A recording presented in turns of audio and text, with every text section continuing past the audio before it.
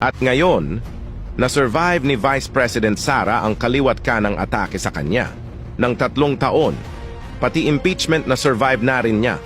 Alam nyo ba kung bakit nasabi ni PRRD na kanyang ama na si VP Sara ay dangerous woman? Isip-isipin nyo yan ha. Ang mismong ama ang nagsabi na mas delikado si VP kaysa sa kanya. Alam nyo ba kung bakit? Si VP ay walang political alliance na matatawag. Lumalakas siya ng walang pader na sinasandalan kundi ang taong bayan lamang. Ngayon bakit ba siya dangerous kapag naupo? Dahil nga wala siyang political alliance. Wala din siyang pinagkakautangan ng loob. Sa makatuwid, kaya niyang imbestigahan, kasuhan, at walisin ang sinumang politikong gumawa ng kagaguhan. Remember, hindi siya mayembro ng kahit anong partidong politikal. Hindi gaya ng iba na may pinagkakautangan ng loob.